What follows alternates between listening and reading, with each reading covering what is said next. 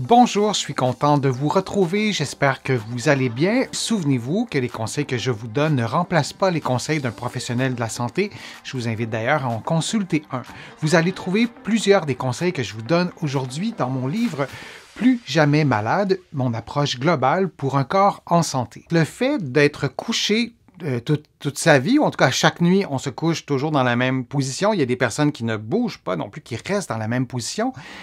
En l'occurrence, la position couchée sur le côté, est-ce que ça peut avoir un effet sur la hanche? Est-ce que ça peut avoir un effet sur nos articulations en général? Et est-ce qu'on peut être pénalisé en quelque sorte ou est-ce que ça peut expliquer certains problèmes musculo-squelettiques? La morphologie, donc la forme du bassin et des hanches, et la laxité ligamentaire, ça peut influencer le lien entre la position de sommeil et une douleur à la hanche. Donc, la morphologie, il y a des personnes qui ont des bassins, il y a une infinité de types de morphologie, mais si on veut simplifier un peu, il y a des personnes qui ont un bassin, pas comme vous voyez en ce moment, mais un bassin qui est vraiment très, très large.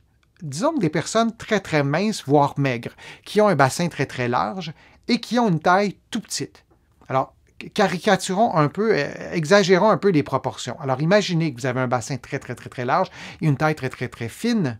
Lorsque vous êtes couché sur le dos, la courbe naturelle de votre corps qui est au niveau de la taille, cette courbe-là n'est pas supportée si vous êtes couché sur le côté, et donc il y aura probablement un certain affaissement de cette courbure-là, et il y aura une certaine cassure. Il y aura une cassure dans la courbure, pas au sens premier du terme, mais il y aura une rupture dans cette courbure-là et ça pourra générer des tensions. Et si on a des ligaments qui sont très souples, je vous ai déjà donné vous voyez des ligaments à droite qui sont en mauve ou en rose ou quelque chose comme ça. Il y a beaucoup de ligaments dans le bassin, dans la hanche. Et si vous prenez votre pouce et vous tentez de le mettre sur votre avant-bras, je vous ai déjà fait faire ce petit autotest-là, et moi, je ne suis pas capable. Si vous êtes capable, bien, vous avez probablement des ligaments très souples au niveau du poignet.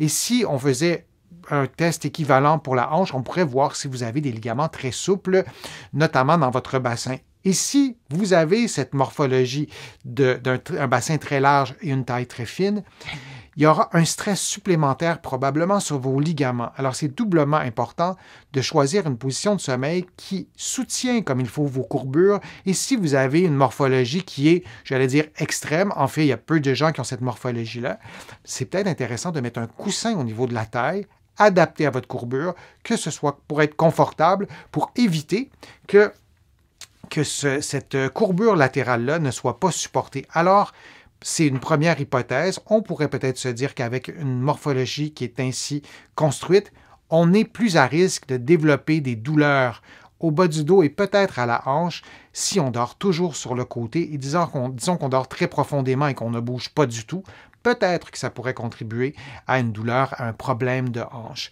Deuxième hypothèse, qui est liée cette fois-ci en sens inverse à la position de sommeil, on a un processus dégénératif sans lien avec la posture de sommeil. Par exemple, on a de l'arthrose à la hanche qui s'est installée parce que, peu importe la raison, parce que on a un terreau qui est propice à l'inflammation. Je vous ai déjà parlé des mécanismes inflammatoires parce qu'on a un travail, par exemple, qui fait en sorte qu'on va effectuer des mouvements répétitifs. On a eu une chirurgie, on a eu un accident de voiture avec une fracture durant l'enfance et il y a des processus dégénératifs qui se sont associés à ça parce que la fracture avait mal guéri. Je pourrais vous donner plein d'autres exemples. Et donc, on a cette arthrose qui s'installe.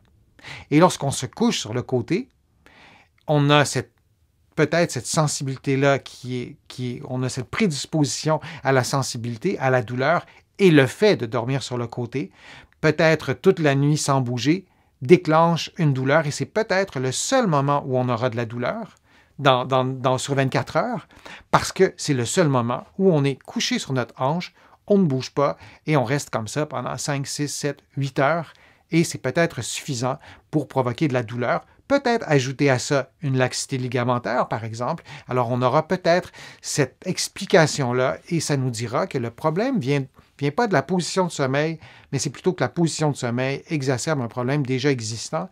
Et je vous le disais aussi, une autre hypothèse, c'est de penser à la posture de travail plutôt que la posture de sommeil.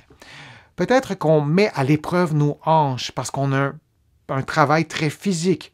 Ou l'inverse, parce qu'on est statique, on est immobile, on est en position assise. J'ai des patients, moi, qui travaillent en position assise en ne se levant jamais. Alors, peut-être que c'est votre cas, et c'est aussi quand même stressant pour le bas du dos, pour le bassin, pour les hanches. Et parfois, on ne ressent pas de la douleur en travaillant. Et si on travaille de longues heures, on arrive à la maison, on se couche assez rapidement parfois, et on va ressentir la douleur durant la nuit, alors qu'elle a été provoquée par peut-être les mouvements qu'on fait au travail ou à quelque chose d'autre qui a été effectué durant le jour, mais qui déclenche la douleur dans les heures qui suivent. Et les heures qui suivent, peut-être qu'on est en train de dormir durant ce moment-là, et c'est ce qui explique peut-être la douleur. L'atrophie, c'est le fait de ne pas se servir d'un muscle, par exemple, ou de moins s'en servir, et on va perdre de la masse musculaire. Alors, la position de sommeil ne devrait pas être associée à de l'atrophie, puisque lorsqu'on dort, on est au repos. Donc, le tonus musculaire et le volume musculaire, la masse musculaire, ne devraient pas être influencés, à mon sens, par une position de sommeil X ou Y. Si on observe de l'atrophie, et c'est ce que je déduis peut-être de la question de l'internaute, si on observe qu'à certains endroits, il y a moins de muscles, la douleur à elle seule peut entraîner de l'atrophie. Parce qu'on a mal, on n'effectuera plus certains mouvements, consciemment ou inconsciemment, et en ne les effectuant plus, nos muscles vont être moins sollicités et on aura peut-être une atrophie. Mais ce serait de toute évidence, ça ne serait pas de toute évidence attribuable à la position de sommeil. Et parlant de posture ou de position de sommeil, je voulais vous en montrer 3. Je vais agrandir l'image pour que ce soit plus clair pour tout le monde. Alors, on a 3 positions de sommeil. La position du bas, c'est moi qui est sur le côté. J'ai un oreiller, évidemment, en dessous de la tête. Ce n'est pas si visible avec les contrastes, mais j'ai un oreiller aussi entre les jambes. L'objectif, c'est d'avoir idéalement la colonne vertébrale qui est alignée, qui est à l'horizontale, et d'avoir les membres inférieurs qui sont parallèles, un peu comme lorsque vous êtes debout. Vous n'avez pas les talons qui se touchent, les genoux qui se touchent. Alors, ça peut être une façon de diminuer le stress sur la hanche, sur les hanches. On donne ce conseil-là souvent aux femmes enceintes qui ont parfois des problèmes liés à la position de sommeil, pas uniquement au niveau de la présence du bébé puis de l'abdomen, mais même au niveau du bassin, au niveau des articulations en général. Et la photo du milieu, c'est ce que je vous expliquais tout à l'heure. On peut poser placer un petit rouleau en dessous de la taille pour les personnes, et c'est le cas de la personne qui a été photographiée, qui a un bassin plutôt large, pour le dire comme ça, et une taille beaucoup plus étroite que la largeur de son bassin, contrairement à ma morphologie. Alors peut-être que dans son cas, je dis bien peut-être, que de placer un coussin adapté, confortable, c'est important d'y aller, de consulter un professionnel de la réadaptation, un professionnel de la santé qui pourra bien nous guider. Le rouleau qui est utilisé pour la photo, c'est en mousse mémoire, et peut-être que dans son cas, à cette personne-là, ça pourrait être utile de placer ce coussin-là.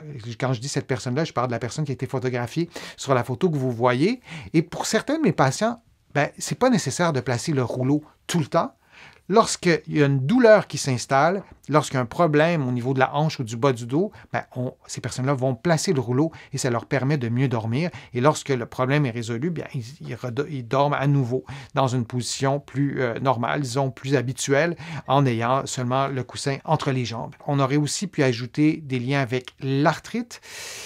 C'est important de donner des pistes de solutions. Alors peut-être que vous m'écoutez et vous êtes touché par l'arthrite, l'arthrose étant une forme d'arthrite, mais il y a d'autres types d'arthrite, donc ces phénomènes inflammatoires qui touchent entre autres l'inflammation, et d'avoir cette réflexion sur la posture du sommeil, sur le lien de causalité entre notre douleur et notre posture du sommeil, ça nous permet parfois de trouver des pistes de solutions et de régler le problème. Alors je vous remercie d'avoir été présent. Je vous remercie aussi de vos questions que vous me posez sur les réseaux sociaux. Je vous souhaite de prendre soin de votre santé. Il y a plusieurs choses qu'on peut faire, des gestes tout simples qui nous permettent d'être en meilleure forme physique, d'être en meilleure santé.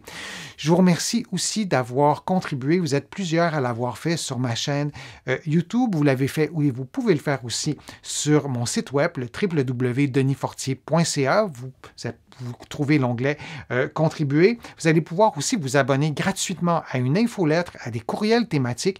Vous allez trouver tous les conseils que je vous ai donnés et beaucoup d'autres dans mon livre Plus jamais malade, mon approche globale pour un corps en santé. Et il y a beaucoup d'autres conseils, beaucoup d'autres exercices aussi dans mes autres livres. J'espère que mes conseils vous auront été utiles. Je vous dis à une prochaine fois, à une prochaine vidéo et à bientôt.